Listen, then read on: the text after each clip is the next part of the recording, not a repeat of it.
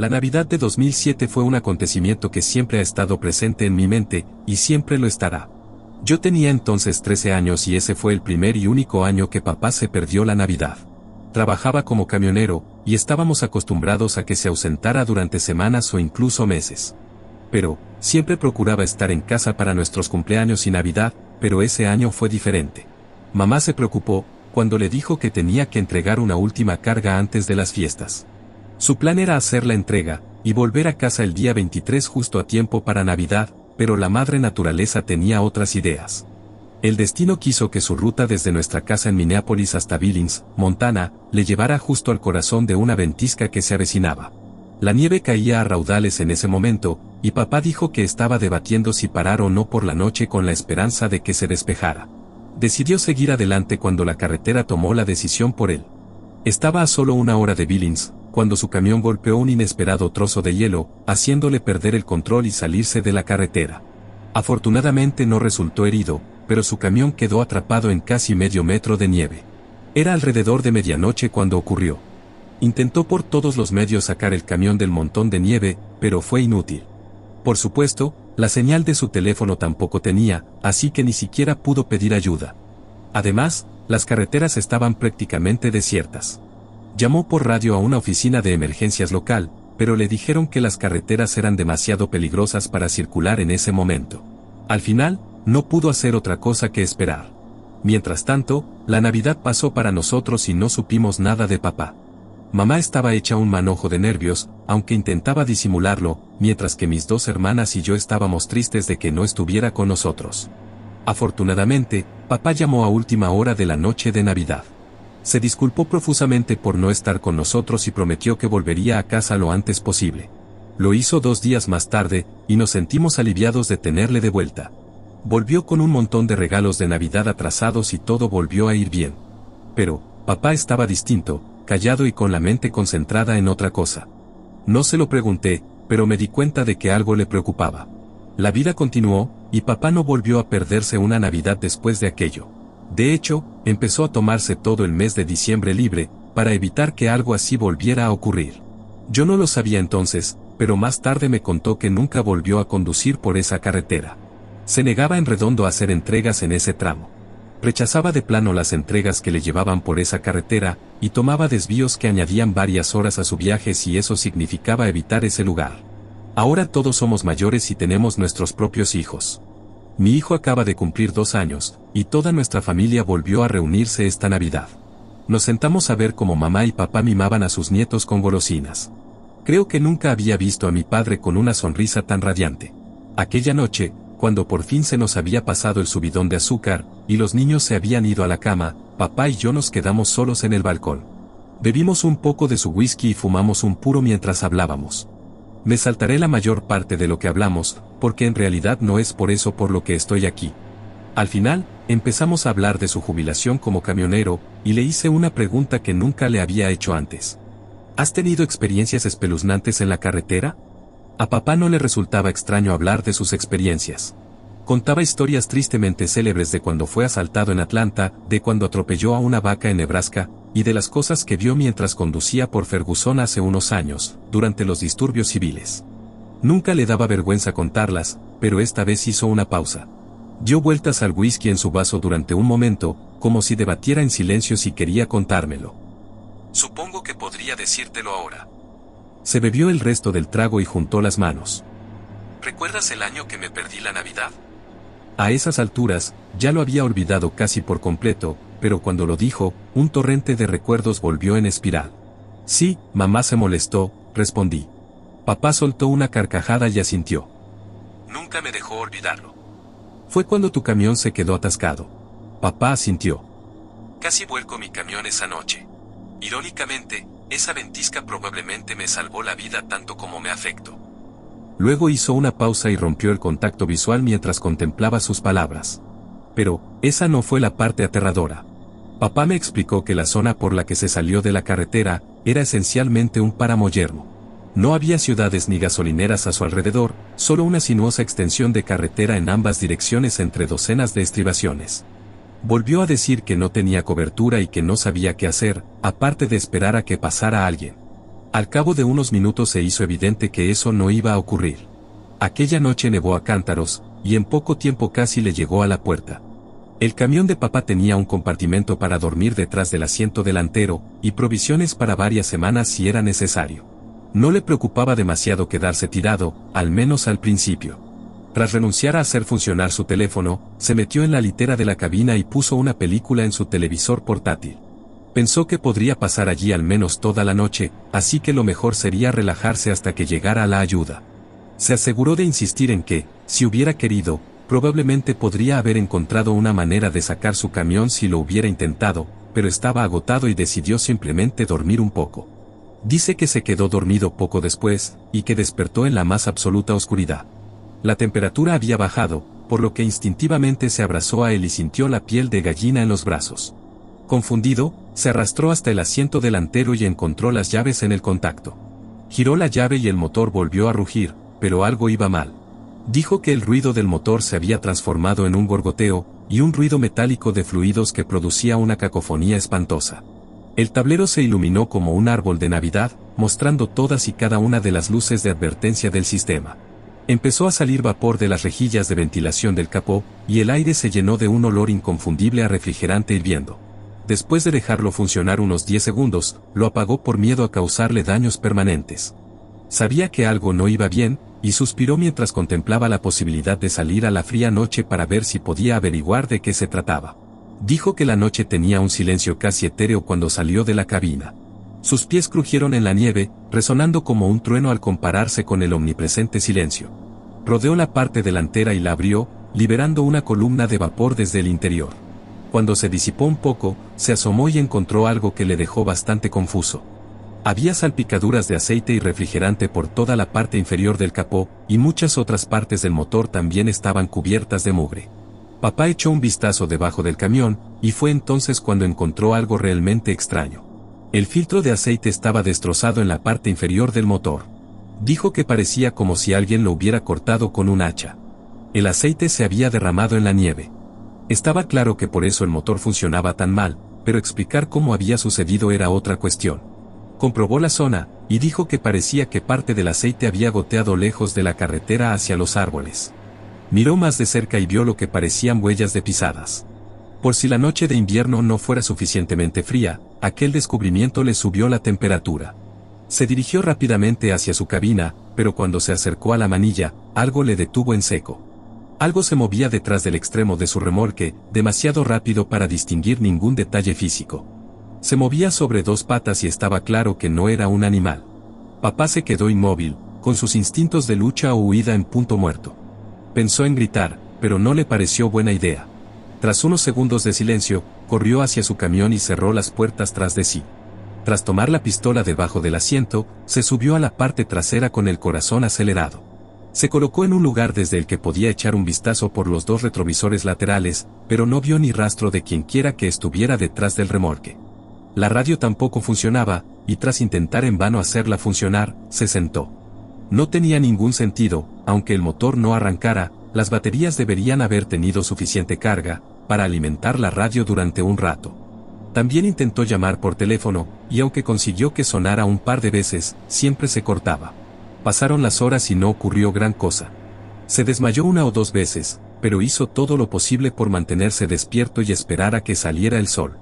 Había dejado de nevar, pero no había pasado ni un solo coche desde que se detuvo. Supuso que el paso estaba cerrado, pero esperaba que hubiera pasado alguien. Poco después, oyó un ruido procedente del exterior. Empezó como un ligero golpe, al que pronto siguió otro, y luego otro y otro. Los ruidos se hicieron gradualmente más fuertes, y el corazón se le atascó en la garganta, a medida que se acercaban. Había alguien en su camión y no sabía qué hacer. Aferró con fuerza la pistola y apuntó hacia el techo. Justo cuando estaba seguro de que la persona estaba a punto de alcanzar la cabina, el sonido se detuvo. Esperó allí, con la pistola temblando en la empuñadura, a que salieran, pero nunca lo hicieron. Los minutos se convirtieron en horas, y no volvió a oír ningún ruido procedente de afuera. Al cabo de un rato, ni siquiera estaba seguro de haber oído nada. Al final bajó la guardia, y la somnolencia se apoderó de él. No sabe si la siguiente parte está relacionada, pero nunca le había pasado nada parecido, así que pensé en incluirla también. Soñó mientras dormía allí, pero no era un sueño normal. Dijo que recuerda caminar por un bosque oscuro, y verlo todo con un detalle increíblemente vívido. Estaba completamente lúcido, y dice que hasta el día de hoy, casi 30 años después, fue el sueño más increíblemente realista que ha tenido nunca. Incluso recordándolo, dice que fue tan real que le resulta difícil distinguirlo de la realidad. Parecía realmente perturbado cuando me lo contó. El bosque por el que caminaba tenía unos árboles imponentes, que parecían medir cientos de metros. Unas raíces retorcidas rodeaban sus bases, que brotaban del suelo y se retorcían por todas partes como los tentáculos del kraken. Tuvo que agacharse y esquivarlos mientras avanzaba, yendo más lejos pero sin saber por qué. A medida que avanzaba, empezó a oír un ruido parecido al tic-tac de un reloj. Se hizo más fuerte a medida que avanzaba, y entonces encontró la fuente. Un gran reloj de pie sonaba en medio del manojo de raíces. Se detuvo y se quedó mirándolo un momento mientras sonaba. El tono del reloj retumbaba, pero empezó a ralentizarse. En unos instantes empezó a sonar mucho más despacio, y el propio reloj empezó a derretirse. De repente, vio cosas que surgían a lo lejos detrás de los árboles, horribles criaturas retorcidas, como engendros del infierno. Los sonidos de cacareos y gruñidos se arremolinaron a su alrededor, y empezó a correr. Saltó entre las raíces, pero no llegó muy lejos. Algo le golpeó con fuerza por detrás, haciéndole caer sobre el pecho. Entonces se despertó con un grito ahogado, jadeando con fuerza y con un sudor frío impregnándole todo el cuerpo. Se incorporó al borde del pánico. El corazón le latía tan deprisa y con tanta fuerza que le dolía. Se tomó un momento para serenarse, y el inmenso alivio que lo invadió no duró. Algo se movió junto a su ventana y sus ojos se alzaron. Allí vio la cara que le devolvía la mirada. Se quedó paralizado, rígido como un cadáver y frío como un glaciar. El tiempo pareció detenerse entonces, pero finalmente encontró fuerzas para levantar la pistola. Disparó sin pensarlo. Un fuerte estampido reverberó en su interior, y el fogonazo le desorientó momentáneamente. Levantó la vista y vio un agujero de bala en la ventana, y ni rastro de la cara. Tras esperar allí unos instantes, se aventuró hasta el asiento del conductor y se asomó, pero allí no había nada. Ni rastro de que aquella cosa hubiera estado allí. No tenía sentido para él, ya que estaba seguro de haberlo visto. Lo que tenía aún menos sentido, era el hecho de que su teléfono marcara las 12:13 de la mañana. Lo último que recordaba era que su teléfono marcaba las 12:08 de la noche, y jura por todo que tuvo que haber pasado al menos una hora antes de que se durmiera. En este punto de su historia, tuve que preguntarme si me estaba tomando el pelo. Mi padre es un poco bromista, sin duda, pero nunca antes había urdido una historia tan elaborada. Luego se pasó un rato mirando por las ventanas, y asegurándose de que no había nadie más. Casi pensó que debía dejar el camión y volver andando a la ciudad, pero, obviamente, era una idea muy peligrosa que probablemente le habría costado la vida. Se quedó mirando el teléfono un buen rato, viendo cómo los minutos avanzaban lentamente, demasiado lentamente. Juraba que el tiempo no funcionaba con normalidad. Varias veces contó en voz alta hasta 60, haciendo todo lo posible para aproximarse a un minuto, pero el minuto no cambiaba en consecuencia. Al final, siguió contando hacia arriba y descubrió que el minuto cambiaba al llegar a 386.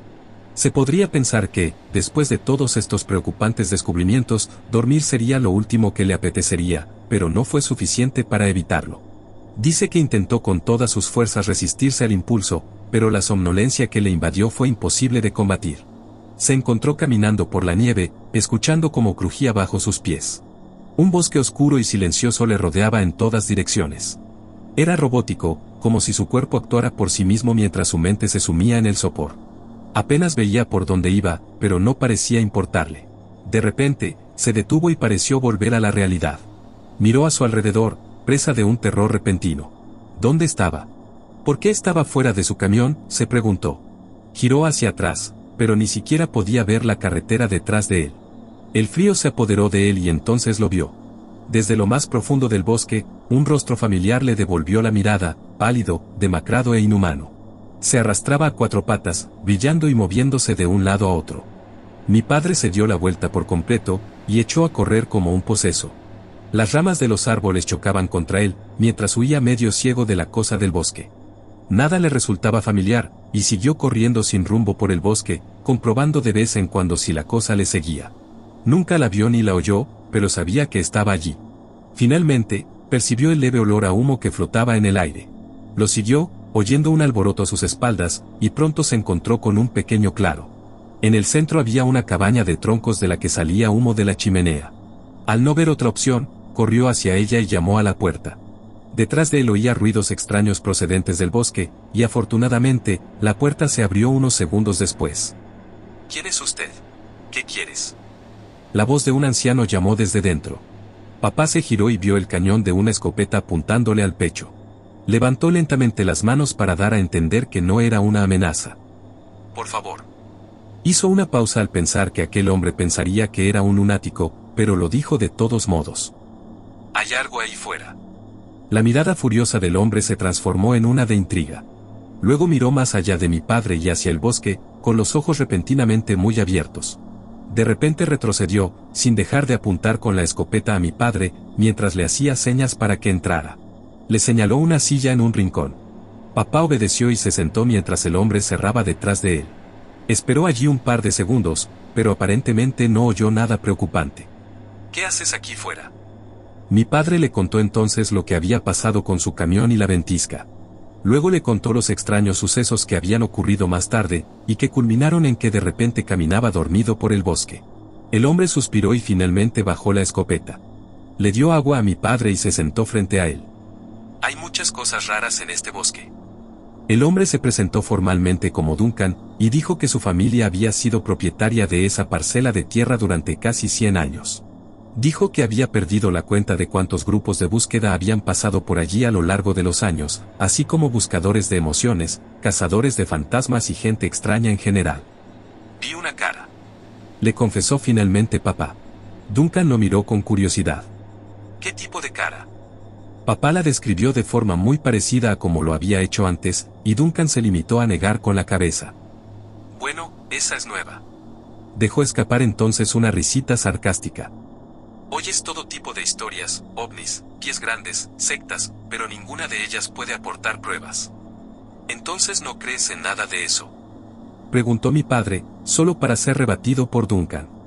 Claro que sí, he vivido aquí lo suficiente como para saber que los humanos no dictamos estos bosques. Hay cosas que acechan en las sombras por todo el mundo, y puede que nunca las comprendamos. Pero en cuanto a lo que viste... Hizo una pausa. Pareció reflexionar mientras cruzaba las manos sobre el regazo. Hay un grupo de nativos americanos que se rumorea que una vez vivieron aquí, los Apulcari. ¿Has oído hablar de ellos? Papá negó con la cabeza. Yo tampoco, pero un amigo mío que ya falleció me habló de él. Él era un nativo, y dijo que durante generaciones su pueblo había contado historias de estos Apulcari. La mayoría de los otros grupos les temían, decían que las cosas que hacían eran malvadas, más que la guerra tribal que uno esperaría. La gente dice que realizaban rituales y experimentos, y se rumoreaba que su crueldad solo era igualada por su intelecto. Algunos dicen que ni siquiera eran humanos, pero eso no viene al caso. Duncan se detuvo una vez más, tomando un sorbo de té de su mesa auxiliar. Uno de los rumores, que mucha gente atribuye a los Apulcari es el de los equivocados.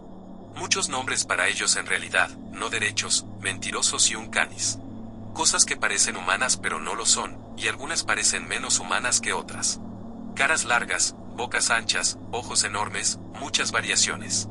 Algunos dicen que pueden afectar al tiempo y al propio espacio, y otros los culpan de muchas desapariciones extrañas.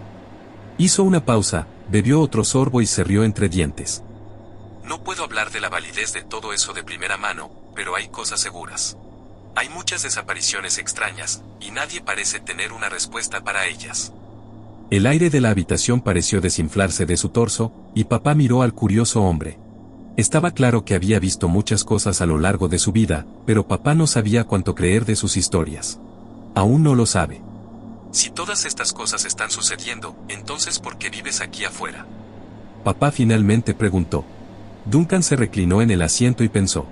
Papá esperaba una respuesta relacionada con su propiedad heredada, pero la realidad era un poco diferente. De hecho, mencionó que su casa ancestral formaba parte de ella, pero tenía algo más que decir. Si tuviera 20 años menos, quizá me iría, pero no creo que importara. No hay un lugar en la tierra al que pudieras correr si quisieran atraparte. Papá dijo que un escalofrío descendió por su espina dorsal entonces, y Duncan no parecía jactancioso o salvaje mientras hablaba, sino más bien como si su comprensión fuera simplemente una conclusión inevitable. Afortunadamente, Duncan permitió que mi padre pasara la noche, y por la mañana, los dos regresaron a la carretera. Por suerte, Duncan tenía una camioneta capaz de atravesar la nieve con relativa facilidad. Pronto llegaron al camión abandonado de mi padre, y lo encontraron en peor estado que la última vez que lo había visto la noche anterior. Tenía varias ruedas rajadas, las ventanillas rotas y el motor totalmente destrozado por abajo. Después de echar un vistazo, descubrió que no le habían robado nada. Duncan le llevó a la ciudad para que remolcaran su camión, y una semana más tarde, más o menos, por fin se dirigía a casa. Entonces, ¿crees en ese tipo de cosas?, le pregunté finalmente, después de que pareciera haber terminado de contar su historia. Bueno, sería un poco estúpido no hacerlo ahora. Él y yo nos reímos, pero estaba claro que quería decir algo más. Fue una experiencia muy extraña, pero siempre he pensado que tal vez la recordaba mal o la exageraba inconscientemente en mi mente. Pero, hay algo que me obsesiona. Como si aquella noche hubiera visto algo que no debía ver y que no quiero volver a ver. Se quedó un momento en silencio y pensé que era mejor no hacerle más preguntas. Al final me dijo que habían pasado 3 días enteros, desde que se estrelló con el camión hasta que por fin llegó a la ciudad con Duncan. Todavía no sabe cómo explicar eso, y aparentemente Duncan tampoco. Hay un montón de preguntas sin respuesta a esto, y nunca pudo obtener la respuesta. Se mantuvo en contacto con Duncan a lo largo de los años, pero desgraciadamente falleció en 2019. No puedo atestiguar completamente la validez de su historia, pero le creo. Para muchos que lean esto, estoy seguro de que no serán más que palabras en un papel, o tal vez una historia ficticia que les entretuvo durante unos minutos, pero para mí es, como mínimo, una posibilidad espantosa.